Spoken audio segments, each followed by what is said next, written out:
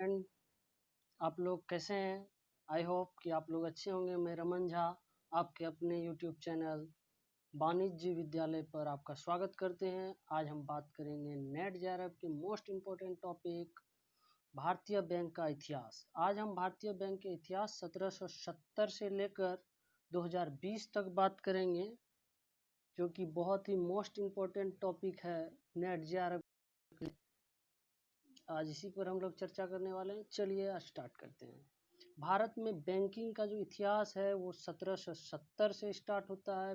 भारत में प्रथम बैंक जो है बैंक ऑफ हिंदुस्तान कलकत्ता में स्थापित किया गया था। यह बैंक 1770 ईस्वी में स्थापित किया गया था। यह बैंक ब्रिटिश यूरोपीय बैंकिंग पद्धति पर आधारित था। और फिर आगे बढ़ते हैं इसी क्रम में। अब मोस्ट इम्पोर्टेंट याद रखिएगा, अब जो मैं बैंक के बारे में बताने जा रहा हूँ ये बहुत ही मोस्ट इम्पोर्टेंट है। इसका काम आगे भी आपको मिलेगा।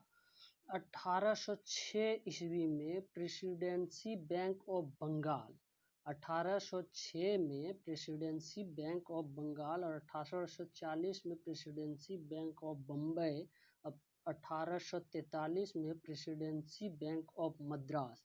ये तीनों बैंक याद रखिएगा, ये तीनों बैंक मोस्ट इम्पोर्टेंट है। इसी बैंक से फिर जाकर एसबीआई की स्थापना हुआ। इंपीरियल बैंक पहले बना, फिर एसबीआई बना। आगे हम लोग इस पे चर्चा करेंगे जब मिलेगा। ये तीनों बैंक मोस्ट इम्पोर्टेंट याद रखिएगा। 1806 में प्रेसिडेंसी बैंक ऑफ बंगाल और 1840 में प्रेसिडेंसी बैंक ऑफ बम्बई और 1843 में प्रेसिडेंसी बैंक ऑफ मद्रास। ये तीनों बैंक को फिर आगे चलकर 1861 ईस्वी में इन तीनों बैंकों को केंद्रीय बैंक के अधिकार जारी करने का मिला। किनको किनको? प्रेसिडेंसी बैंक ऑफ बंगाल को, प्रेसिडेंसी बैंक ऑफ मुंबई को और प्रेसिडेंसी बैंक ऑफ मद्रास को। ठीक है। इसी कड़ी में अब 1861 के बाद हम लोग चलते हैं 1865 पर। 1865 इलाहाबाद बैंक की स्थापना की गई। 1865 में कौन सी बैंक की स्थापना की गई? इलाहाबाद बैंक की। अब याद रखिएगा दोस्तों, यहाँ पर मोस्ट इम्पोर्टेंट है इलाहाबाद बैंक। अगर इससे रिलेटेड ये जो है पहला सबसे सार्वजनिक क्षेत्र का सबसे पुराना बैंक इलाहाबाद बैंक को जाना जाता है। और इसे बाद में फिर 1 अप्रैल 2020 को बैंक ऑफ इंडिया के साथ मर्ज कर दिया गया। ठीक है। इसी कड़ी में अब आगे बढ़ते हैं हम लोग 1881 में Awadh commercial bank. Awadh commercial bank बहुत इंपॉर्टेंट बैंक है दोस्तों। इससे रिलेटेड अब बातें आपसे हम करते हैं। ये प्रथम भारतीय द्वारा संचालित बैंक है। अवध कॉमर्शियल बैंक जो है प्रथम भारतीय द्वारा संचालित बैंक है। लेकिन पैसा जो था इसमें ब्रिटिश सरकार का लगा हुआ था। किसका पैसा लगा हुआ था? ब्रिटिश सरकार का। ठीक है। और अगर पूछ दे प्रथम भारत के द्वारा संचालित बैंक कौन सा है तो अवध कॉमर्शियल बैंक होगा। लेकिन पैसा याद रखिएगा ब्रिटिश बैंक का लगा हुआ था। लेकिन पूर्ण रूप से भारत द्वारा बैंक की जो स्थापना हुई थी वो Punjab national bank PNB bank, इनकी स्थापना 1894 में की गई थी। ठीक है मित्रों, 1894 में पंजाब नेशनल बैंक की स्थापना की गई थी, जो कि पूर्ण रूपेण प्रथम भारतीय द्वारा स्थापित बैंक था। अवध कमर्शियल बैंक अब भारत द्वारा संचालित बैंक तो था, लेकिन वहां पर एक कंडीशन था कि वहां पर ब्रिटिश सरकार का पैसा लगा हुआ था। लेकिन पंजाब नेशनल बैंक में भारतीय का सब चीज था। ठीक है। इसी कड़ी में फिर हम लोग आगे बढ़ते हैं। 1900 में आते हैं। 1913 से 1917 ईस्वी को बैंकिंग संकट अवधि के नाम से जाना जाता है। 1913 से 17 तक बैंकिंग संकट अवधि के नाम से जाना। इसका कारण है कि प्रथम विश्व युद्ध 1914 से 1918 तक हुआ। उस समय विश्व में आर्थिक मंदी की स्थिति आ गई थी, जिस कारण से बैंकों में भी संकट की अवधि आ गई थी। तो ये डेट याद रखिएगा। अगर बैंकिंग संकट के बारे में पूछे तो क्या होगा? 1813 से 1817 का अवधि जो माना गया है बैंकिंग संकट का अवधि माना गया है। चलिए दोस्तों आगे बात करते हैं हम लोग 1914-15 चैम्बरलिंग आयोग। चैम्बरलिंग आयोग बहुत ही मोस्ट इम्पोर्टेंट है। ये लिंग आयोग की स्थापना कब की गई थी? 1914-15 में। ठीक है। और इसी लीग की सिफारिश पर, चैम्बरलिन आयोग के सिफारिश पर, ये जो हमने पहले बोला था कि याद रखिएगा 1806 presidency bank of Bengal, 1840 presidency bank of Bombay और 1843 प्रेसिडेंसी बैंक ऑफ मद्रास, ये तीनों बैंक को मर्ज कर चैम्बरलिन आयोग की सिफारिश पर ये तीनों बैंकों को विलय करके 1921 ईस्वी में इंपीरियल बैंक ऑफ इंडिया बनाया गया। ठीक है मित्रों, यहाँ तक कोई दिक्कत? चलिए अब इसी कड़ी में हम आगे बढ़ते हैं।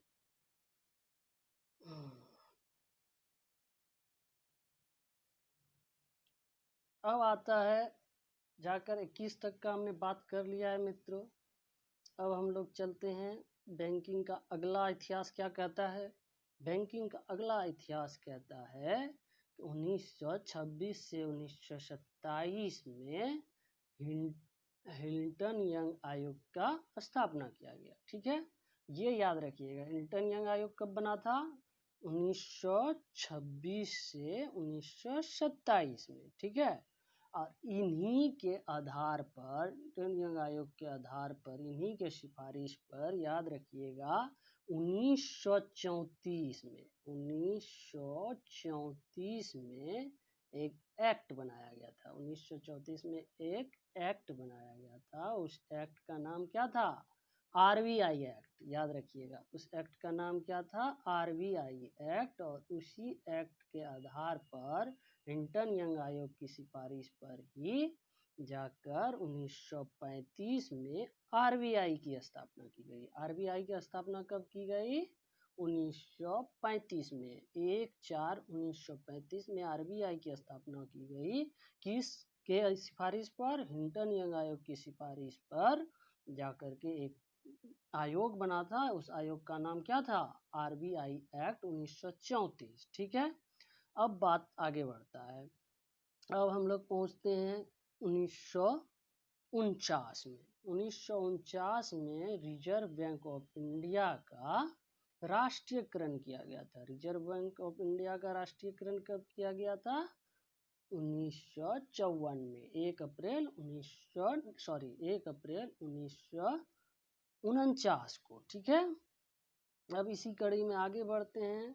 और एक साथ 1949 को बैंकिंग कानून के लिए एक नया एक्ट बनाया गया था। उस एक्ट का नाम था, उसी कड़ी में आगे बढ़ते हुए, उस एक्ट का नाम था बैंकिंग रेगुलेशन एक्ट। यानी कि बैंक के लिए 2 कानून बनाया गया। एक पहला आरबीआई एक्ट और दूसरा जो है बैंकिंग रेगुलेशन एक्ट। यही दोनों बैंकिंग से रिलेटेड कार्य पर कानून बनाया गया था। बैंक के लिए कितने कानून हैं? 2। पहला आरबीआई एक्ट 1934 और दूसरा बैंकिंग रेगुलेशन एक्ट। ठीक है, अब देखिए आगे इसी कड़ी में हम लोग बढ़ते हैं, 1955 में पहुंचते हैं। ठीक है, 1955 बैंकिंग इतिहास कहता है कि 1 जुलाई 1955 को state bank of India SBI, ये जो 3 बैंक था, प्रेसिडेंसी बैंक ऑफ बंगाल और प्रेसिडेंसी बैंक ऑफ बम्बई और प्रेसिडेंसी बैंक ऑफ मद्रास, कब कब स्थापना की गई थी? 1806, 1840 और 1843। ये तीनों को मर्ज कर चैम्बरलिन आयोग की सिफारिश पर कौन सा बैंक बनाया गया था दोस्तों? Imperial bank of India. और इसी को फिर जाकर बीडी गोखले की अध्यक्षता में इसी बैंक को जो है 1955 में क्या किया गया? 1955 में एसबीआई बना दिया गया। ठीक है, इसी बैंक को एसबीआई बना दिया गया। कोई दिक्कत दोस्तों? उसके बाद हम लोग चलते हैं 1969 पर आगे बढ़ते हुए। ठीक है, 1969 को 19 जुलाई 1969 को 14 बैंकों का राष्ट्रीयकरण किया गया। कौन सा 14 बैंकों का राष्ट्रीयकरण किया गया? याद रखिएगा मित्रों कि यहाँ पर राष्ट्रीयकरण बैंक उसी बैंक का किया गया जिस बैंक का जमा पूंजी 50 करोड़ से, एक मिनट दोस्तों, जिसकी जमा पूंजी कितनी थी? 50 करोड़ से अधिक थी। ठीक है, फिर यहीं दूसरी कड़ी में हम लोग पहुंचते हैं। तो दूसरी कड़ी में जाकर 1980 में 15 अप्रैल 1980 को 6 बैंकों का राष्ट्रीयकरण किया गया। किन 6 बैंकों का राष्ट्रीयकरण किया गया? जिनका जमा पूंजी 200 करोड़ से अधिक थी, यानी कि 14 1969 में और 1980 में 6। टोटल राष्ट्रीयकृत बैंकों की संख्या कितनी हो गई? 20। 1980 तक टोटल राष्ट्रीयकृत बैंकों की संख्या थी 20 मित्रों, याद रखिएगा। ठीक है, इसी कड़ी में अब हम लोग आगे बढ़ते हैं। ठीक है, अब हम लोग यहाँ तक 1980 तक बात कर चुके हैं। अब पहुँचता है बैंकिंग इतिहास, कहता है आगे 4 सितंबर 1993 को न्यू बैंक ऑफ इंडिया को पंजाब नेशनल बैंक में विलय कर दिया गया, जिससे कि न्यू बैंक को कब मर्ज किया गया पंजाब नेशनल बैंक में? 4 सितंबर 1993 में। ठीक है, याद रखिएगा 4 सितंबर 1993 को, जिससे कि राष्ट्रीयकृत बैंकों की संख्या कितनी रह गई? 20 थी, एक माइनस हो गया, 19 बचा। ओके मित्रों, अब आगे बढ़ते हैं इसी कड़ी में। और फिर जाकर 1/4/2019 को फिर 2 बैंकों को विलय कर दिया गया। किन किन 2 बैंकों को? देना बैंक और विजया बैंक को। किन बैंकों के साथ? बैंक ऑफ बड़ौदा के साथ मिला दिया गया। अब देखिए मित्रों, 20 और एक फिर new bank of Punjab national bank में मर्ज कर दिया गया 1993 में, और 2 बैंकों को फिर 2019 में विजया बैंक और देना बैंक को बैंक ऑफ बड़ौदा के साथ मर्ज कर दिया गया। तो राष्ट्रीयकृत बैंकों की संख्या अब 17 बची। फिर देखिए दोस्तों, फिर अगस्त में इधर 2019 में मोदी सरकार के वित्तीय मंत्री ने घोषणा की कि फिर 6 बैंकों का मर्ज 4 बैंकों के साथ किया जाएगा। यह बैंकों का जो है विलय 1 अप्रैल 2020 को हाल फिलहाल में 6 बैंकों को फिर से 4 बैंकों के साथ विलय किया गया। ठीक है दोस्तों, यह 6 बैंकों के साथ 6 बैंकों को 4 बैंकों के साथ कैसे कैसे मर्ज किया गया, इन्हें समझते हैं।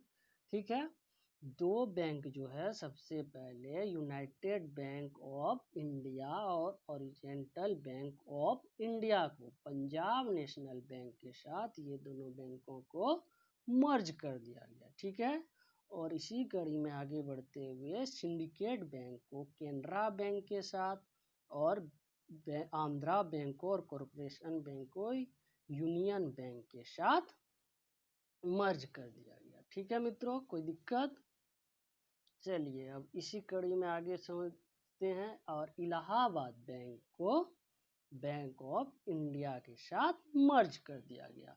यानी कि याद रखिएगा, पंजाब नेशनल बैंक जो है अभी सार्वजनिक क्षेत्र का दूसरा सबसे बड़ा बैंक बन चुका है। सबसे पहला सार्वजनिक क्षेत्र का कौन सा बैंक है मित्रों? SBI। सार्वजनिक क्षेत्र का सबसे बड़ा बैंक SBI है। ठीक है, उसके बाद दूसरा सबसे बड़ा बैंक सार्वजनिक क्षेत्र का पंजाब नेशनल बैंक, क्योंकि 1993 में न्यू बैंक के मर्ज किया गया पंजाब नेशनल बैंक में, और फिर जाकर 2 बैंक और मर्ज किया गया पंजाब नेशनल बैंक में मित्रों। वो 2 बैंक कौन कौन से थे बताइए?